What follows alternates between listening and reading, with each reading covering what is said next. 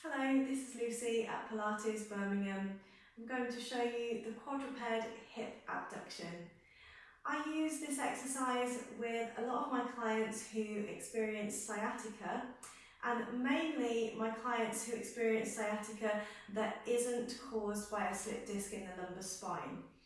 Often when people are experiencing sciatica and they haven't got a slip disc in the lumbar spine, it can be because the piriformis muscle is tight or it's pressing down onto the sciatic nerve. So what this exercise does is we're working the piriformis muscle, we're extending and contracting it, which basically helps to release it away from where it could possibly be pressing onto the sciatic nerve. So it's also good if people do have piriformis syndrome. So we're going to be on a hands and knees position, and we want to make sure our alignment is good when we're in this position.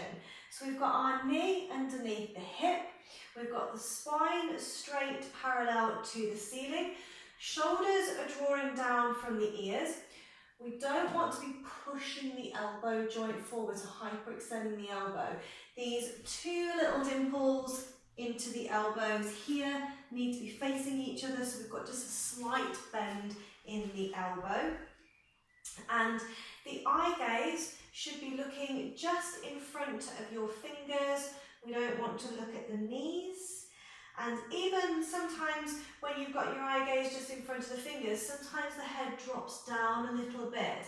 So just making sure the neck is long and that the back of the head is in line running up through the upper back and the neck. So this is our starting position. We want to keep level across the back of the pelvis, so we don't want to be lifting up the hip. And we also want to keep our hips above the knees, so we don't want to be swaying or leaning into the hip joints. So we're engaging our abdominals, navel back towards the spine, holding everything steady, and you're just abducting the hip, so taking the knee out to the side and back.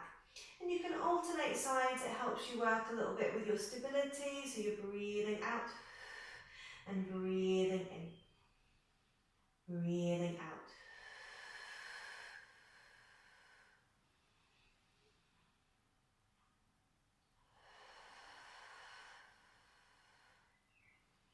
So what we want to feel is that the body is completely steady. It's just that knee angling out to the sides. We're squeezing into the side of the hip. We're using a little bit of glute med as well. You're breathing out, you're engaging the tummy muscles. Breathing in return.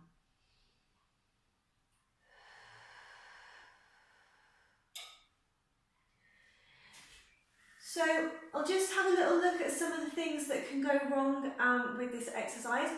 I think because it's such a subtle movement, people feel like they need a little bit more with it, but actually less is more with this exercise. So what you don't want to do, people feel like, oh, they need to get the leg right out here and they need to get it as high as they can.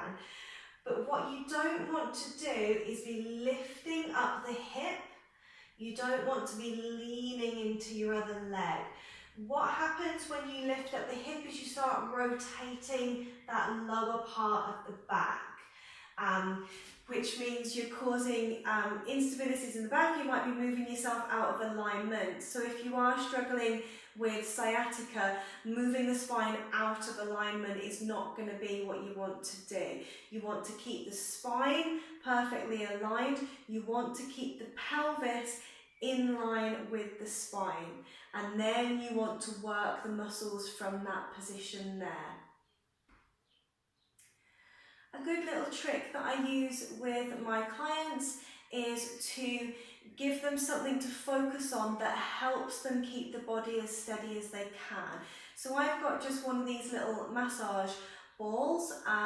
You can use anything like this. These are quite good because they've got little spikes on them, which means they're not actually as rolly as a tennis ball, which would be a lot harder to do it with a tennis ball.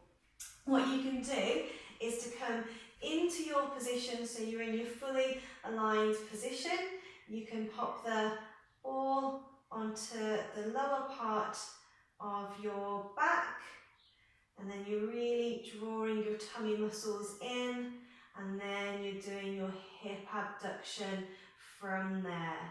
So you're really just trying to keep everything as steady as you can. Scoop and hollow with the abdominals. Squeeze into the side of the hip. Breathing out. Breathing in.